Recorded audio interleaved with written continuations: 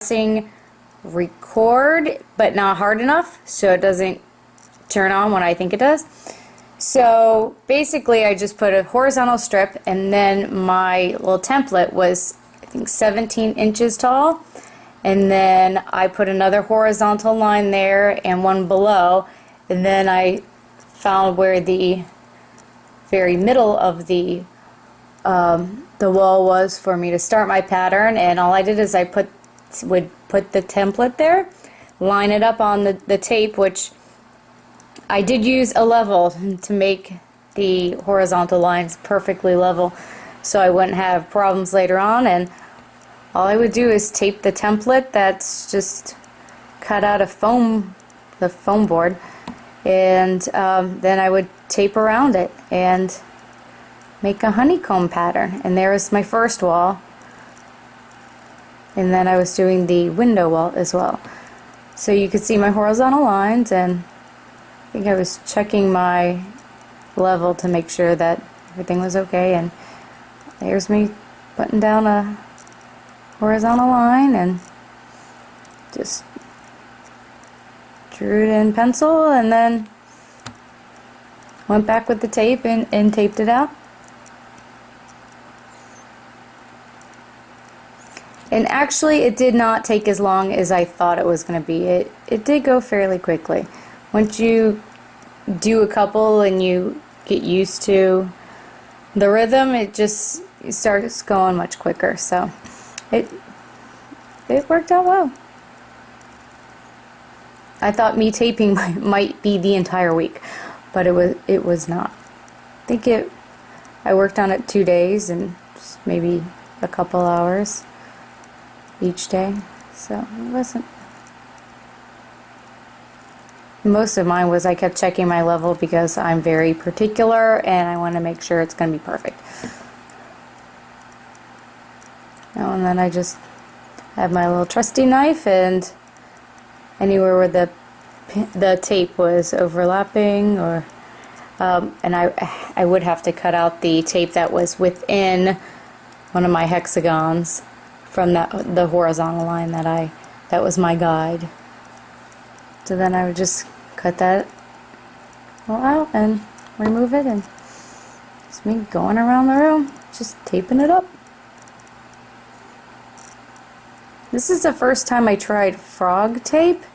I've tried other tapes before, but decided to try something else because I always have problems with my tape bleeding. I don't know what my problem is, but I put the tape down, and I even go over it with a rag, and I push it down really hard.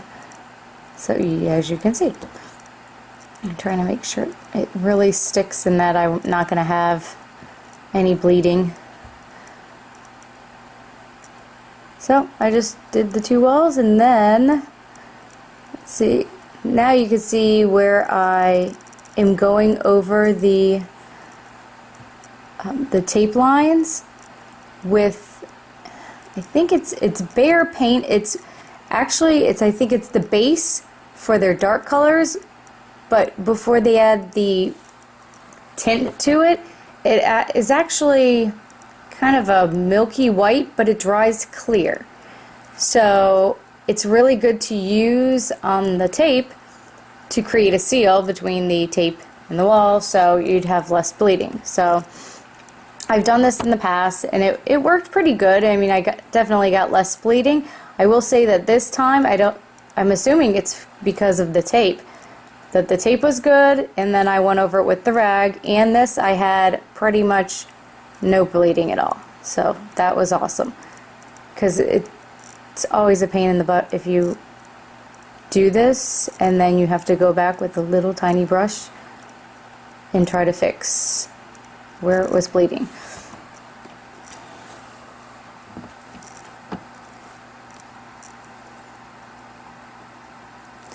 And I think that my first paint, the first ones that I painted, that was one of the times that I thought I recorded it, but I didn't. I think it was pink that I did first.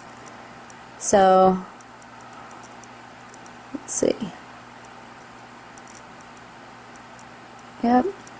So I did a kind of a, I don't know if you want to call it a dark pink or it's a deeper pink color.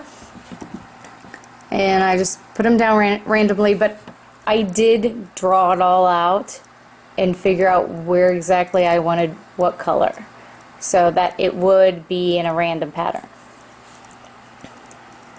So then doing my dark purple. And my computer is making train noises. I don't know. Let's see.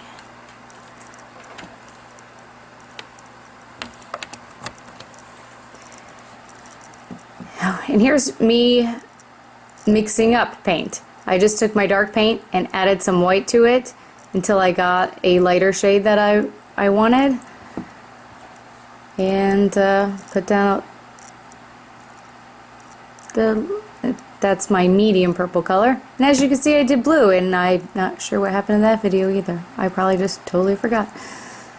So those are my darker colors, and then this is my medium blue that I'm doing, even though it looks very light.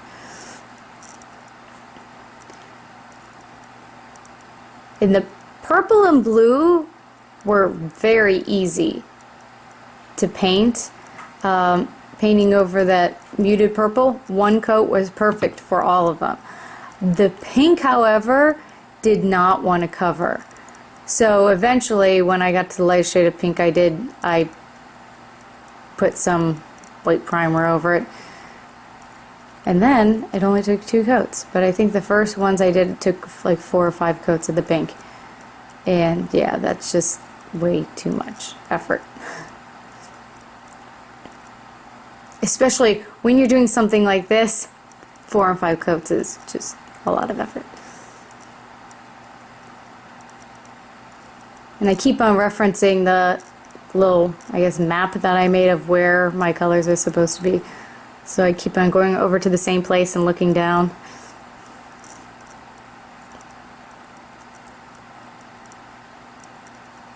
So, and I think that's my lightest color of purple.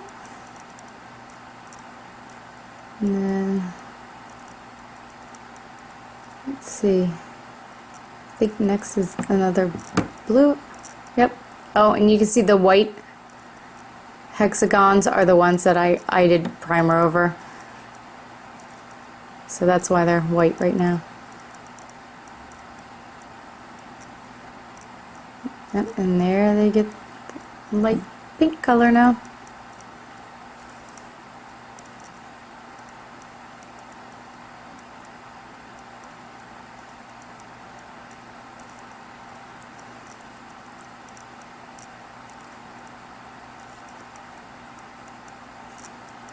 Let's see.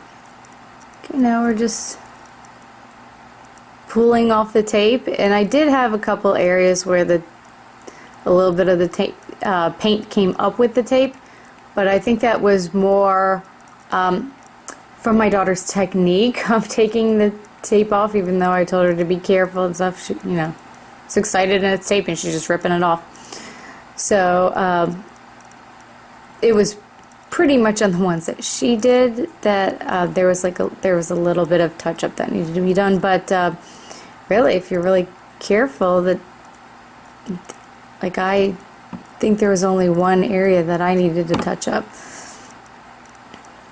So it felt like a lot of tape that we had to take off.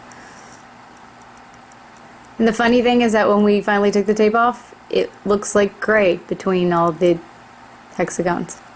And there's the finished product. Hope you like it. Bye.